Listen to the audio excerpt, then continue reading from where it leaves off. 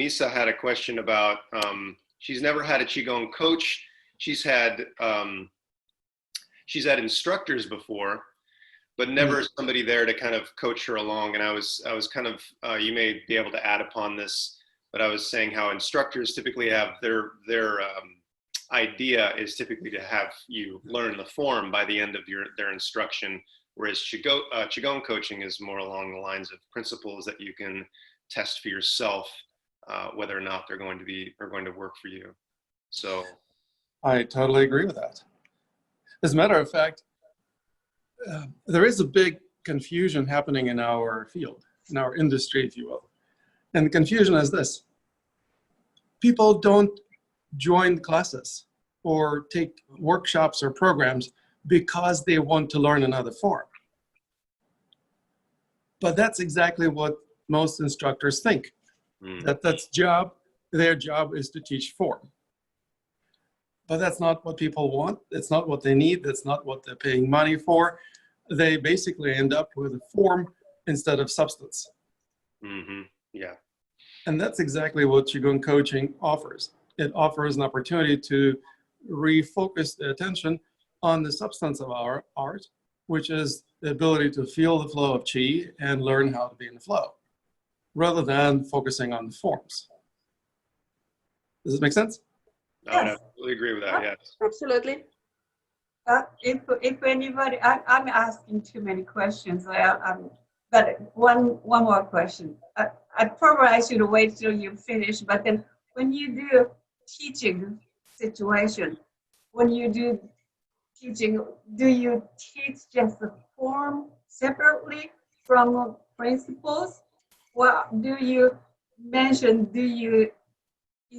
teach these other principles while you're teaching the movement? Well, this is a really important question. How can you teach people if you're just focusing on the principles? Well, that's exactly what we do. At Academy of Qidao, we do not practice forms. I don't teach any forms. I don't practice any forms. I don't find forms actually helpful. And instead of practicing any forms, we explore the principles of energy awareness, of which there are many, a lot more than most people think. We started with the most basic, most obvious ones, like the principle of grounding, principle of centering, principle of orientation, principle of stabilization, principle of body alignment, and other principles that allow us to literally understand the alphabet of this language. Imagine that each of these principles is like a letter of a foreign alphabet. If you learn a foreign language, you don't start learning a foreign language by memorizing and reciting over and over again a poem in that language.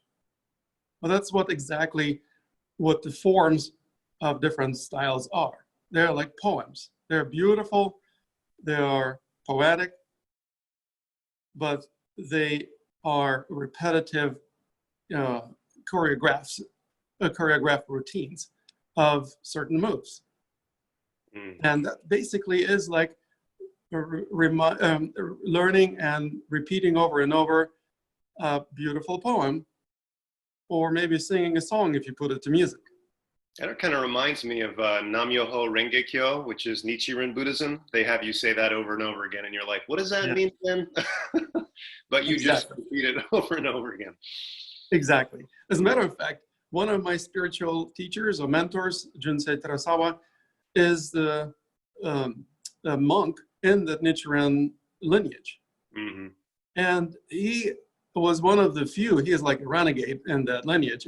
He was one of the few who actually dives deep into the philosophy, into the meaning, into what it's all about. It's not really about just reciting a mantra and thinking that you're doing something good.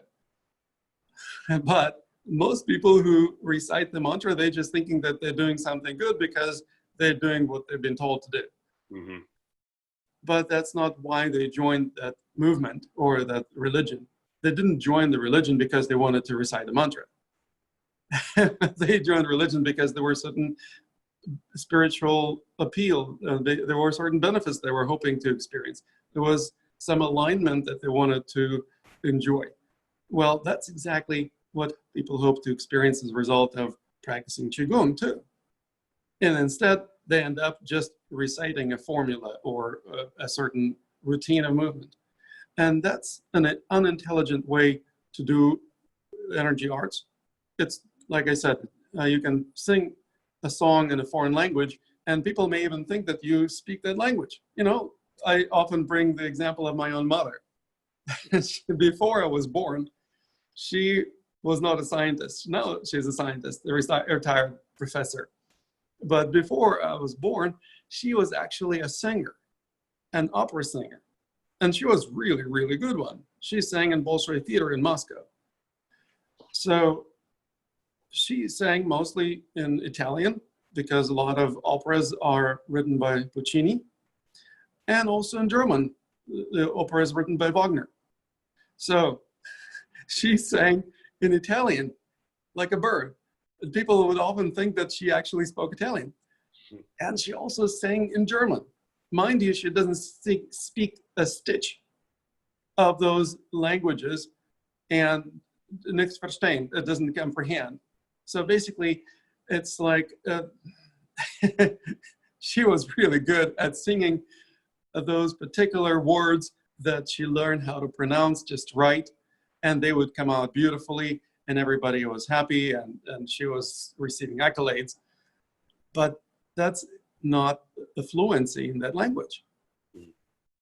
And what we do instead is we appreciate the beautiful songs and dance that people perform when they do their forms. And that's nice to see, and sometimes we can play with that. But most importantly, we learn the language. We learn the alphabet, which consists of numerous principles that I was just mentioning, and many more. Combined together, these letters can actually form words. Obviously, some combinations of them make better sense than others. So we learn how to form words. We learn etymology of the words, where they come from, and also eventually we start putting these words together into sentences. Obviously, we also need to learn grammar. We need to learn syntax of that language. We need to learn phraseology. And as we develop vocabulary, we learn more words, and we develop a better understanding of how to form sentences out of these words. We can start communicating in this language, and we can understand other people as they communicate to us. And we understand not only people, but also the language of nature at large, because that's what made of energy. Everything is energy. And we learn how to pay attention to that language so that we can learn how to communicate with everything and everyone around us in that language of energy awareness. Now that's something that allows us to live our lives in the flow. And if we want to, yes, we can perform some forms. I'm not going to say you shouldn't do the forms at all, and they're bad and should be banished. No, that would be like throwing a baby with the bathwater, or prohibiting people from singing songs. No, let's sing songs. Just don't put the songs in, don't put the cart in front of the horse, so to speak. Let's figure out how to speak this language, and then you can enjoy the songs and poetry. Maybe you will even come up with your own poems or songs. That's what masters do. That's what is known, they're known for. Most masters have come up with their own style or form or some other expression. Mm-hmm. How did they come up with them? Did they just follow somebody else's moves? Well, initially they did, but then that's exactly what makes them masters. They actually figure out how something works better for them, for their particular physique, their energy, their mentality, instead of just repeating what everyone else was doing before them. Yeah, it's impossible to. When I move, and even in my Qi practice, I'm still highly influenced by all my years of yoga and Qigong of different styles and Tai Chi. It's just kind of ingrained in there, and I find myself doing part the horse's mane, and it's sometimes I'm like, oh well, this feels like it should flow this way, and it just so happens that it still peppers in a lot of that flavor of all the old styles that I used to do. So I don't find anything wrong with that at all. Yeah, essentially what we learn are the principles underlying most of those styles. Because if different styles are working with energy practices, whether forms or some therapeutic applications of Qigong, they operate on some type of understanding of how the energy works. Some of them are more informed than others, but by and large, the principles that we study can be found in virtually every one of those styles.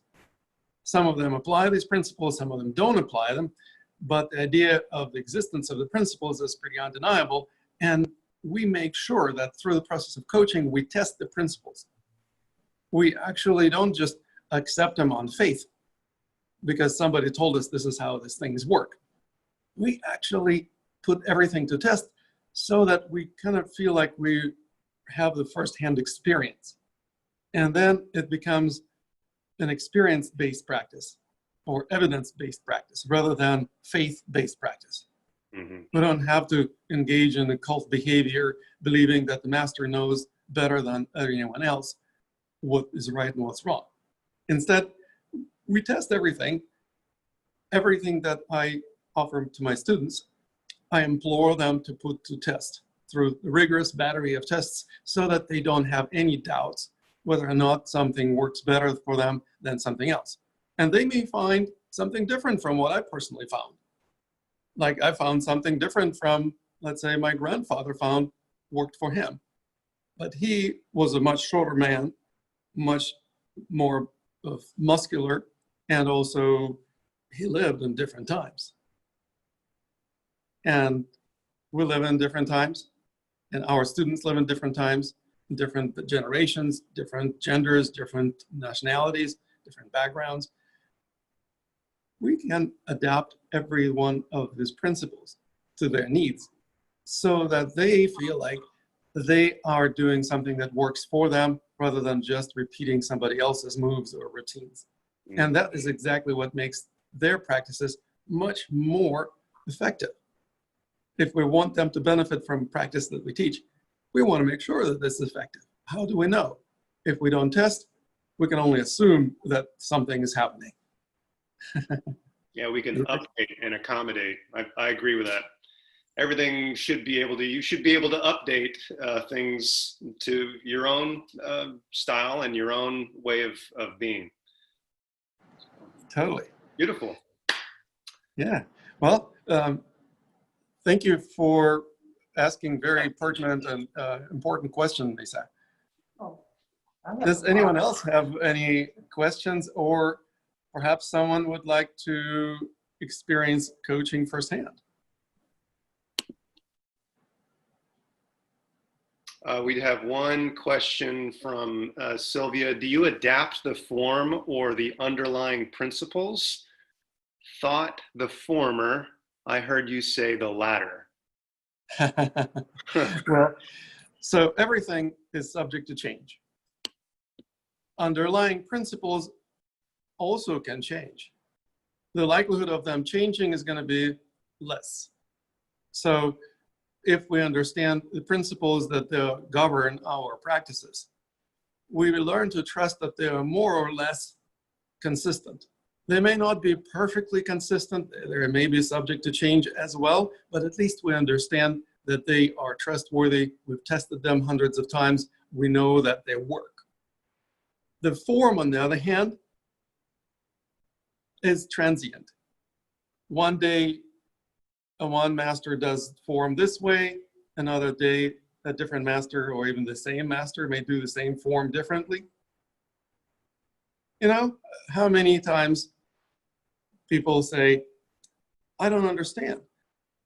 The master that I've been studying with for 5 or 10 years a while ago now does his form differently from the way that I used to learn from him. How did he change it? I said, well, is he the one who created this form in the first place? Because if so, what's so surprising? He just decided to change his form. It's like a singer decided to change his or her song. if you're a singer and songwriter, it's up to you. It's your art. What happens when people get stuck in the form is exactly that. They get stuck. And there is no glory in being stuck. So what we learn is how to be unstuck from any forms or routines, and that gets us to experience something new, and that's what we call flow. Flow of changes is happening all the time. There's no life without movement. There's no experience of life without change. And so that is exactly what we do. We learn how to move, and at the same time, we also develop the practices that combine the principles in such a way that they become more or less understandable to other people, which means they need to have some kind of consistency or continuity. If you combine 2 or 3 principles into a word, they also need to work for one person and for another person relatively well, which means they need to actually have some degree of perpetuity, if you will, in time. What that means is that we don't just throw away the principles because the form is changed. If the form is changed, we need to test, is the new version of the form is an adaptation of the principles. If the principles are being violated, there is something off with that form. It's something that is not working. And so, Sylvia, that's the answer to your question. I hope that you're satisfied with it, but if not, you're more than welcome to speak up. And I appreciate you chatting, but you're welcome to actually fire up your video camera and I'll be happy to coach you.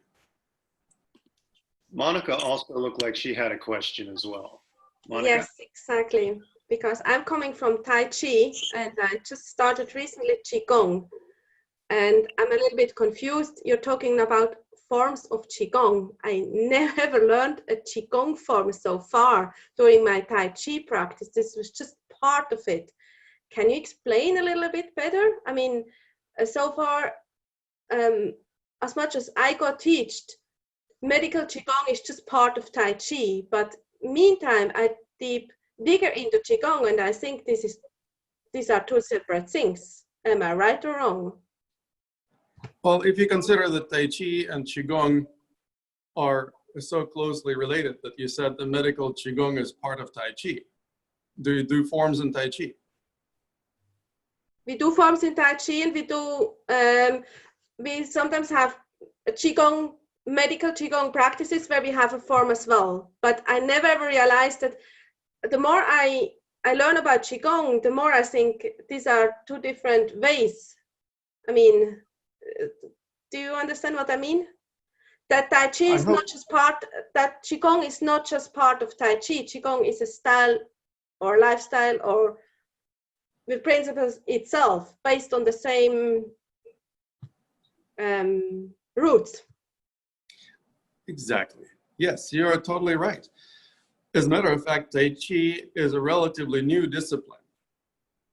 Chang Sang-feng, the guy who purportedly created Tai Chi initially, lived sometime in 14th or 15th century in China.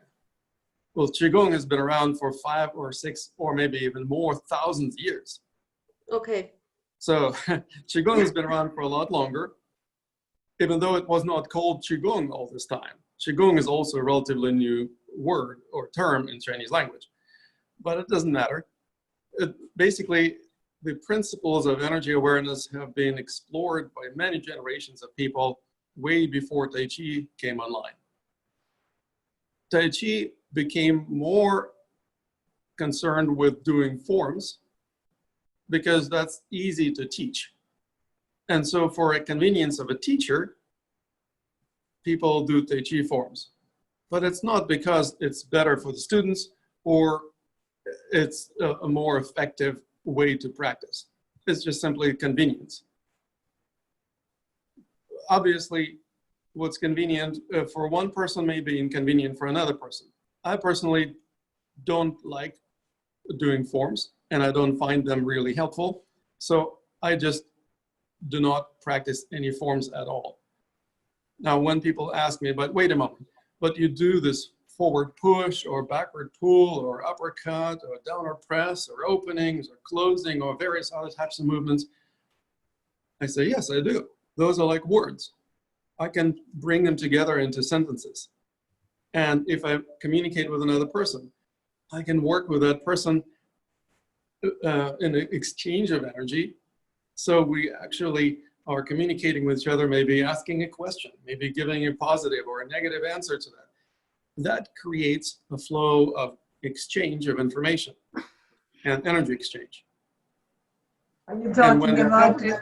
Are you talking about a push hands? Because two people communicate, touching. That sounds like a push hands. Mm-hmm. It can be push hands. Push hands is an excellent practice. I totally appreciate and respect and practice. Push hands, by the way, is also the way to integrate many of these studies of different principles into one unified practice where you can test all of them. How well are they working for you? Because if there is no challenge, if nobody is challenging you, sometimes you may not know if you're doing something effectively or if you're just making some pretty moves. But if you're being challenged, then of course it becomes more apparent. Something is working and something is not working. As a matter of fact, my approach to push hands is also radically different from the way that most people think of it. I always consider the practice of push hands as a mutually empowering experience, where I invite you to do me a favor and find any areas of weakness in me. Find any place where you can apply reasonably light pressure and throw me off balance or affect my alignment. And if you find some places where you apply a little pressure and it throws me off balance, I need to pay attention to that area because obviously there is some weakness there. Where there is weakness, usually there is energy blockage or stagnation. What happens when you bring attention to that part of the body? Where attention goes, energy flows. You actually empower that part of your body, and as it gets stronger, it's no longer a button that person can push easily. So next time you try to push that same part of my body, and it's not going to affect me. And that means that I actually experienced a little bit of empowerment. That part of my body got empowered, and I no longer have this weakness in me. Now, while you are doing this favor to me, or finding my areas of weakness, simultaneously, I'm also looking for yours to help find any areas of weakness in you or find any buttons that I can push and throw you off balance. And that creates a mutual experience of empowerment, as a result of which both people walk away after the practice of push hands more empowered than before they started. Now that's what I call an enlightened practice of martial arts. Mm. Looks like Sylvia also has a question. Wonderful. Thank you. That was a beautiful explanation. I'm not familiar with Tai Chi that much, but I totally see this. I mean, I've heard about it and it's great. But so I'm fairly new to Qigong. I come from yoga, different varieties of yoga and Ayurveda and so on and so forth. And I'm now in the Healing Tao lineage. And I came across you through the World Summit. And one thing I was very curious is I would like to know, I'm very interested in the principles behind it. And what I understand that you do actually Tibetan Qigong. And I'm very curious to know what's that different, if you can just, the principle level and at the form level, like I'm just very curious about that. Well, this is a really good question. You're right that most people think of Qigong as just a Chinese art. But of course, it's not purely Chinese. There are also styles of Qigong that come from Mongolia and Korea and Tibet and Vietnam and other countries. And so what happens is that some of them use different approaches. For example, in Tibetan Qigong, we don't cultivate energy. That's what most Chinese Qigong is about. energy cultivation, right? Right. Well, there's a different attitude towards energy in our approach, meaning instead of trying to do something to the energy, cultivate it, direct it, manipulate it, send it in certain directions, certain parts of the body, but because we think that's the right thing to do, we actually mostly focus on paying attention to the flow. Where does the energy flow? And why does it flow this way or maybe that way? How can we become more in the flow? You know what it means to be in the flow? Yeah. Have you ever experienced that?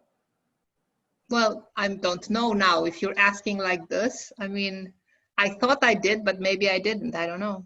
What does it mean? You tell us. Well, everything in this world is made of energy. People who graduated from high school would agree with that, at least theoretically. But very few people actually put that understanding into practice. Well, that's what they would do. We learn how to recognize that everything around us is energy. And we are also energy beings. Right. And every one of our experiences is an energy event. And we learn how to perceive all our events in our lives, all our thoughts, all our experiences as certain manifestations of energy processes. We learn how to understand ourselves and other people as energy beings. And when we develop this level of energy awareness, then we begin to feel the flow of it. What I mean by feeling the flow is that everything is constantly in change, constantly flowing, constantly moving. There is no life without movement, right? And so we learn how to pay attention to the movement of energy. And when we go with the flow of energy, we experience the most profound sense of wellness and well-being. It's like you're surfing the waves in the ocean of life instead of struggling against the waves. Now, of course, as an alternative, and a lot of people struggle against the waves, or they try to push the waves where they think they should go because they think they know better where the flow needs to go, or they read it in some book, or that somebody told them that this is how things should be done. And so they push the energy where they think the energy is supposed to go instead of actually paying attention to where the energy flows. You know? So energy then, knows where to flow. right. So then my question is, how do you deal with stagnation if you're not, I mean, because I think that in Chinese or whatever, the Chinese, the Qigong I'm doing, you know, I feel the energy and then I feel it stuck and then I'm gently trying to direct it in a different way. And it's very different. Like some days, you know, you can feel the microscopic orbit kind of just going on its own and it's fantastic, but other days it doesn't. And then it's like you know, kind of like entrain it somehow, you kind of direct it for a little bit and then it goes by itself and it's wonderful. So what do you deal with stagnation? That's my question, actually, if you're not directing the energy. And this is a really important question. How do you deal with energy doing something that you are not happy about? Well, first of all, we learn to accept things as they are, because it gives us the solid foundation from where we can make next step. If we don't have the acceptance, we cannot pay attention. We can exercise intention, you know, the difference between intention and attention, right? Right. Attention is like paying attention to what's going on, and you have to accept what's going on, because otherwise you will be either judging or trying to run away from it or struggling against it. You can pay attention to it without accepting. Intention, on the other hand, does not require acceptance. As a matter of fact, it's based on not quite accepting what is and wanting something else instead. That's why you intend to create or manifest something different. And also, it's based on certain assumptions of that new thing that you want to create is going to be better than what is. Well, how much do we know what's better and what's worse? How often do we actually confuse what is right and what's wrong? And what's right for one person may also turn out to be not so right for another person. And so if we do this in medical Qigong application, sometimes we actually add insult to injury, so to speak. Instead of intending to push the energy where we think it should go, nudging it in the direction where we think it should be going, we look at the reasons why the energy is not going there where we want it to go. Is there any energy blockage? Is there any stagnation associated with the tension? What is causing that tension? We need to address the root causes rather than just deal with the symptoms. Because, it's the difference between holistic health and Western medicine. Western medicine usually just tries to deal with the symptoms. Well, if we want to practice holistic medicine, we need to understand the root causes of this particular condition or energy blockage. And that's what we study. We study why there are some energy blockages, and we learn how to either increase that energy blockage or decrease it. Because nobody's doing the energy blockages to us. We do them to ourselves. And are you saying that Chinese Qigong doesn't do that? Because my impression, at least what I've been studying, that it's very similar. You didn't contrast you didn't compare the Chinese Qigong versus Tibetan Qigong like Western medicine to Chinese medicine. You didn't do that, right? Of course, I did. You did. In Chinese medicine and Chinese Qigong, there is the intention to push the energy following certain meridians. If the energy is stuck, you need to poke it with a needle, or you need to massage the heck out of it, Mm-hmm. or you need to do some breathing techniques, or push the energy through the block. And in Tibetan Qigong, we understand that we create our own blocks. If we do this, we push the energy, but is the block still there? Or will it come back? We can push the energy through the block, but if the block is still there, if underlying condition is still there, it will come back and there will be no lasting result. Besides, for example, let me just give you an example of breathing techniques. Most people have holding patterns in their body. By holding patterns, I mean patterns of tension in their muscles. There are reasons why they have these holding patterns, and I can go deep into that. They boil down to psychological, unconscious strategies for struggling against the flow. But the idea behind these holding patterns is that whatever holding pattern you have, it will affect your breath. Because no matter how you hold yourself tense like this, or like this, or like that, or somehow else, it doesn't matter how you tense you up, you still will affect your breathing. Detrimentally, you basically will have a hard time breathing. If the Qigong teacher or master says, you need to do some breathing exercises, let me show you how to breathe right, because the way you're breathing is not right. You're breathing shallow, you're breathing into the upper lobes of your lungs, and you're not using your diaphragm properly. So I'm going to teach you how to breathe. Standard operating procedure among Qigong practitioners, right?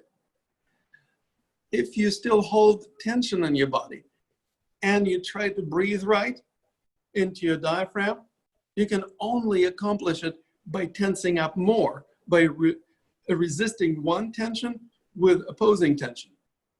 Now you end up with twice as much tension, which is exactly opposite of what we would hope to achieve. So instead of teaching you breathing exercises, I always look into the reasons why there is discomfort or tension in the body. And then as we reduce the overall pattern of tension, the natural breathing happens spontaneously. You don't have to make it happen. Your body just knows how to breathe if you allow it to breathe naturally. And what can be healthier than being natural, right? I have to agree with Sylvia. I still don't see the difference. I think they are It's the same. both Tibetan and Chinese. It's To me, it's the same. And I'd like to say, I'm sorry. Well, go ahead. Lisa, let me say this thing. Are you familiar with the 5 elements, right? But what? You're familiar with 5 elements: earth, Oh, elements. Okay. metal, Yes. wood, Yes. water, and fire. Yes. We don't use them. We use a different system of elements. Element of earth, element of water, element of air, and element of fire. Sometimes people say, well, in Tibetan system, there is also the element of space, but it's actually not element. It's the container that contains all the elements, so to speak. So this is How very does that- similar. I'm sorry, I'm interrupting right now, but that this, in a sense, clarify some things to me. So you're actually, I think you're very influenced by the Buddhists, because I'm fascinated by the difference in the 5 elements between the Hindu system and the Chinese system.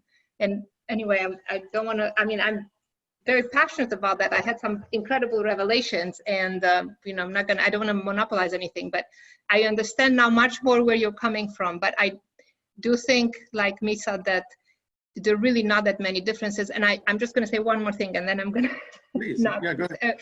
Like for me, I found that actually the form, just doing the form and not going into the details of the story or wherever something comes from, actually works. For me personally, it works very well. And I found it very efficient.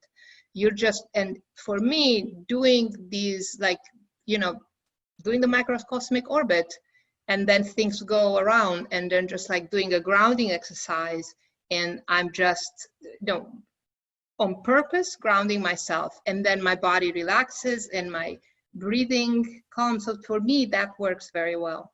Well, and what you just said, the macrocosmic orbit and the grounding exercise, they're not forms. They're specific applications dedicated to a very specific purpose. How do you know that you become more grounded? Well, you can test.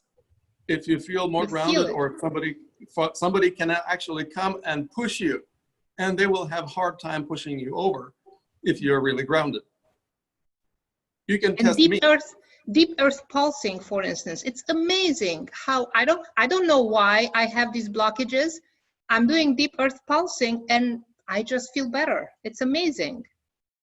Yes, and if you understood why you had blockages, imagine the benefits you would receive then.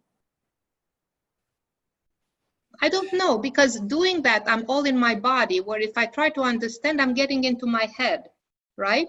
And I'm not sure that you have both, but yeah, anyway, I'm sorry, I don't want to monopolize. I'm sure other people have other questions, but I'm just so fascinated by these principles, and it's a great opportunity to. Yeah, I'm sure that everybody in our call appreciates us going through this exploration that you and I are talking about, because it's really important for everyone, I think. And what you're bringing up is very important. It's also important to understand that the forms are not just a particular exercise like grounding practice or centering exercise. No, there are routines that contain a number of moves or exercises combined together. If you just take one of them or take another, it's no longer a form, it's a particular practice or application. And if we understand that, then we can also learn how to apply them when it's appropriate, so that when you feel, for example, ungrounded, well, you can do grounding exercise. You may also look into, why am I feeling ungrounded? There are reasons why we feel ungrounded. If you do grounding exercise, but you still have the same reasons in play, you'll get ungrounded again. You'll have to do the same grounding exercise over and over again because you keep backsliding. That means that the efficiency of this practice is not very high. What we learn is how to become more efficient also over time, which means we don't backslide so much. And when we experience lack of grounding, we actually do something opposite of what most people do in Qigong, in Chinese Qigong.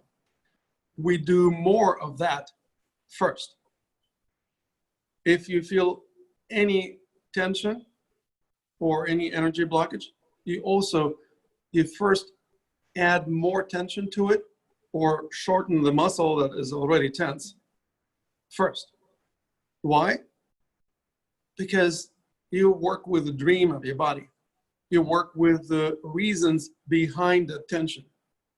The muscle is not stupid. It's not just going to hold tension for no good reason. It actually receives signals from central nervous system to contract. So what we do is we actually communicate with the central nervous system on an unconscious level to find out why it's been sending the signals to contract to the muscle. And we actually help the muscle achieve its dream. If it's been trying to contract, we actually help it.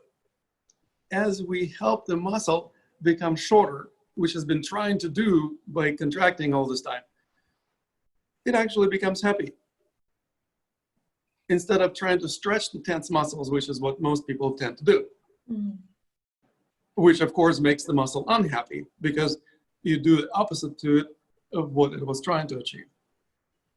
We actually help it achieve what it's been hoping to and trying to achieve all this time. We shorten it first. We can do it actively, we can do it passively, we can do it manually. There are many ways of achieving that. But then this part of the body will communicate to the central nervous system. Mission success. I've been trying to make it happen. I've been struggling to bring one end of the muscle closer to the other end, so to speak. And finally, I've managed to achieve this. So I no longer need any more signals of contraction. Thank you very much. And that's when the central nervous system will actually stop sending so many signals of contraction to this muscle. And that's when the muscle will start relaxing and lengthening. And we allow it to lengthen and enjoy greater flexibility and range of motion and freedom from energy blockages. And what are you, sorry to interfere. Sure. I tried to do that once and my muscle got contracted even more and I was not able to relax it afterwards. What are you doing then, if not stretching? Well, there's a certain science, the art and science to doing it right. I don't know how you did it, so I cannot answer your question exactly what went wrong. Kind of sounds like your but muscles. Obviously, you weren't doing it in a way that I teach, because the way I teach has 95 or higher. Obviously not. I must have done a mistake somewhere. Right. So what I would like to do is to invite you to work with me so that you develop the skill that will allow you to experience it virtually all the time as effectively as humanly possible. Yeah, Sean, you were saying? Oh, sorry. I was just, it sounded like her muscle was in spasm. So maybe Yes. it was a result of over contracting the muscle, which we learn to kind of find that edge. So you don't you say, okay, well, this muscle wants to be short. I'm going to give it everything give it what it needs. So I'm going to give it everything I've got, which if you just kind of push yourself, right, without even detecting energy resonance, your muscle will go into spasm. I've have experience with that myself. It doesn't feel good. Nope. So you have to kind of be able to find that edge, so you're not just constantly, sending yourself into over contraction, which is spasming, and it doesn't feel good. No, definitely not. It was awful. Thank you. And this is actually a really important moment where I might also introduce the principle of mindfulness. Mindfulness of what? Mindfulness of the edge of your comfort zone. Just like Sean mentioned a moment ago, there's a certain edge that you don't want to push yourself over, because you'll be in discomfort and pain if you push yourself over the edge. And most people don't pay enough attention to that edge. And so they push themselves over the edge, they experience discomfort, pain, they run away, go back to the comfort zone to recuperate from discomfort or pain that they caused themselves, recharge, regroup, and then they think, okay, now I can do this. And so they push themselves again. Basically, they go across the edge of the comfort zone over and over again. And our method of practice, we pay a lot of attention to the edges of our comfort zone. We become mindful of those edges. And what happens when you're mindful of the edge is that you stop going perpendicular to the edge. Instead, you get to the edge and you start moving parallel this edge. Start skirting the edge of your comfort zone either one way or the other, which is a radically different culture of movement. It's called harmonious culture of movement because actually it doesn't cause you disharmony. And it's also much more circular and circumspect, so to speak, as opposed to linear start-stop culture of movement. Linear start-stop culture of movement is also very ineffective because it takes effort to get started, and then it takes just as much effort to stop, and it takes just as much effort to go in the opposite direction, and then it takes just as much effort to stop again. So just making one movement from point A to point B and back actually takes 4 times as much energy as most people think it takes. Now, what we do instead is we make a loop or a circular movement, which constantly changes its direction but doesn't stop. That means that we use momentum to our advantage instead of struggling against it. We also use gravity to our advantage instead of struggling against gravity. You know how many people struggle against gravity? Because their bone structure is not in alignment. That's one of the reasons why people waste tremendous amount of their chi. I've met many people who spend 80 or 90% of their energy resources just to struggle against gravity all the time because they're crooked, misaligned, twisted, or hunched over. All of this obviously means that we have very little energy left to do anything creative or just maintain our own health. What do we do instead? We learn how to conserve this energy, how to stop struggling against gravity, because you can't win anyway. And instead, we actually learn how to use the element of earth inside of our bodies, which is represented mostly by the bones. The hard matter, the bone structure of the body, called the skeleton, is very capable of dealing with gravity if you stack the bones on top of each other so that they support the structure. And bones do their work without any energy expenses, unlike the muscles that burn energy when they perform the job of the bones, which means the bones can actually support you and you can relax your muscles, which means then you don't have the energy blockages, and then you can start feeling subtle energy currents, which otherwise impossible to feel because you're too tense. That's why in our practice we focus first on developing better alignments, quitting struggling against gravity, and becoming more relaxed so that we can feel the flow. When we can feel the flow, then it is easy to go with the flow because it's the most intelligent thing. You are surfing these waves of energy. But if you're resisting the flow by tensing, you can't feel it and you cannot move with the flow. And so we learn how to literally stop doing it to ourselves because nobody does this tension to us.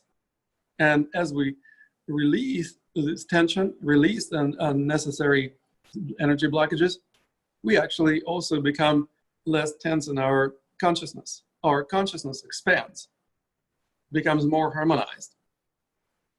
Harmonious state of consciousness and harmonious culture and movement go hand in hand. It's possible to get into harmonious state of consciousness, for example, by other means, for example, meditation, or listening to some nice music, or maybe even going for a walk in the park. But once you get off the meditation cushion or come back from your walk in the park, you often will fall back into disharmonious culture and movement if that's how you move through a daily life. So instead of just doing forms or certain repetitive routines of moves, we learn a culture of movement that we can integrate into our daily lives so that each and every step we take on earth becomes empowered, harmonized, and in integrity. And that means that we literally walk the talk. We don't just talk the talk of living Qigong lifestyle. We actually embody Qigong lifestyle because we constantly pay attention to how we use our body, where the energy flows, and how we pay attention to things that we resonate with, which gives us a sense of flow. And sometimes we focus on things that we don't resonate with, then we don't feel the flow. It doesn't mean that we should never pay attention to things we don't resonate with, because we won't learn anything. But if we always focus on things we don't resonate with, we turn our life into a nightmare. And that's how, unfortunately, most people live their lives, if you know what I mean. Yeah, I would even actually add on to that. When we enter different environments or situations, we actually do enter different states of consciousness, altered states of consciousness, as you if you will. But we do that typically unconsciously, right? We Exactly. step into these environments and we don't know whether or not we resonate with something or not, but our body will tell us that. And if we listen to those cues, then we can become much more mindful in those situations and environments. And that's, I believe, this what coaching and practicing this art has really allowed me to do. Is I notice when I walk into a different room or environment, I can see myself holding my body in a different way. I have tension other places that I wouldn't normally if I was in, if I was at my house or if I was in a different situation. So really being able to take this practice wherever you go. And as long as you follow these principles, you can use your body as a barometer to detect whether or not you're resonating with these places. Okay, well, my energy is pulling me in this direction. Interesting. Okay, listening to the bodily cues, the biological feedback. All right, this is something I resonate with. I go in this direction. I don't quite resonate with this. I'm tensing up. And the practice of empowerment really is embodying that. It's something that we do every day, and it's a practice that we do just to allow our bodies to move and detect energy resonance. Absolutely. Thank you for bringing it up, Sean. As a matter of fact, breathing that I mentioned a couple of minutes ago, and exercises that many people try to do to breathe right, is also something that we can use as the barometer or the gauge that allows us to tell how much we resonate with something, whether it's environment, or the person we meet, or food we're about to eat, or the thought form that we form in our minds, or a certain course of action. If the breathing becomes stifled, or more rapid, or more shallow, that's a pretty clear indication that your central nervous system becomes more agitated, which is usually the sign of focusing your attention on or moving in the direction of less resonance. And when you experience the reversal of that, or your breathing becomes deeper and smoother, or you may have a sigh of release, that's usually when you focus on something you resonate with, or you have a sense of gratitude for something you appreciated in the past, or you meet the person or you enter the place that you particularly resonate with. And if we pay attention to our breathing, then we don't need to manipulate our breath. We actually learn how to live our lives and focus our attention in such a way that our breathing becomes more consistently healthful and happy. And if you help your breathing become healthful and happy, guess what? Your life is going to be healthier and happier. They will also apply the same principle to something that many people associate with coaching, and that is decision making. Whether we're talking about setting goals or taking a particular course of action, it requires decision making, right? If you make a decision based on energy resonance, I can guarantee that it's going to be a much more intelligent way of making decisions as opposed to any other way. Well, what other basis for decision making do we have otherwise? We heard somebody says this is a good thing, or this is a good course of action, so we should take that. Or we have certain preconceived ideas that this is the right way to go. or we got indoctrinated by our upbringing or religion or society that we should pursue this. Well, how often does that turn out to be the most optimal thing for you? If you pursue that which has been downloaded into your brain by religion or society or media. Extrinsically motivated. Yeah. Right. It's extrinsic motivation that usually pushes us in a direction quite different from what we really need. Because media and other people, by and large, don't know what we need and don't have the motivation to actually help us go in the direction of our needs. Instead, we learn how to pay attention to our own authentic sense of energy resonance and use it in decision making. Yes, Sylvia, you have a question. Yeah, so I just want to say thank you for that example with the muscle, like contracting the muscle for physical pain. I think I'm gonna adopt that. But so what if you're talking about, like energy, emotional blockages, right? It's always so much more difficult. And then even those emotional blockages can even make you resonate with a lot of trauma and everything else. So can you just address the emotional, like how do you approach emotional blockages, and what would be the equivalent of leaning in and like equivalent to like contracting the muscle when you're tight at the emotional level? Absolutely. Yes. What happens when we have certain emotional blockages, they manifest somatically in our physical bodies in the form of holding patterns. For example, let me just give you a couple of examples. I'm going to stand up. So if you see me being like this, do you feel like there is some emotion that makes me hold down? What would that be? Sad. Overwhelm? Yeah. Put upon, overwhelmed, sad, depressed. What do I do when I experience this emotion? Instead of cheering up or trying to cheer myself up or hoping that somebody else is going to help me cheer up, often people who are put upon point the finger at others, that they are putting the weight of the world upon our shoulders. What I do instead is I actually exaggerate my own holding pattern. So if I hold down, what am I going to do? I'm going to hold down even more, but I'm going to do it consciously and go to the edge of my comfort zone. I'm going to exaggerate my holding pattern, consciously sending signals of contraction to those muscles that are involved in it. Why?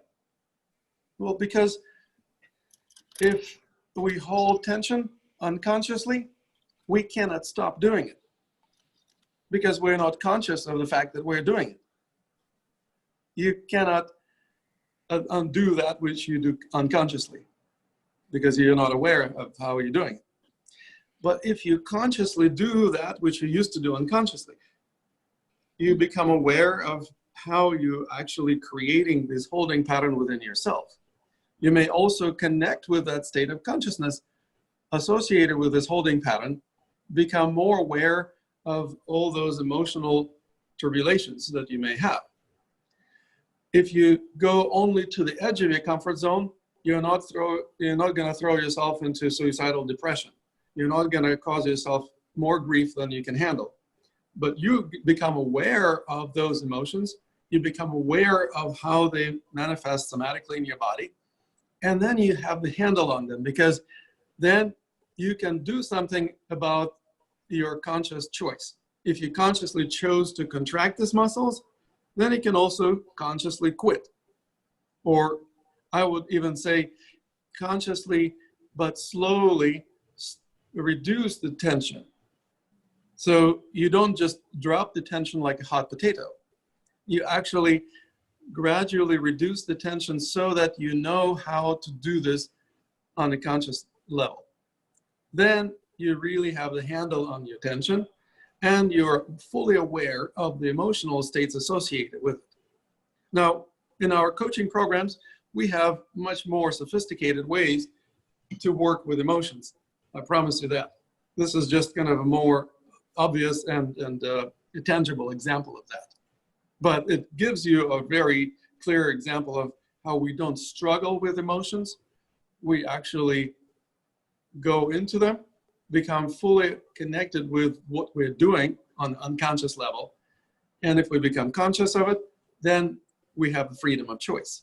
And by and large, people who have freedom like that also experience more happiness. So this is a pretty no-nonsense, direct way to experience more happiness in your life. I hope you don't mind that.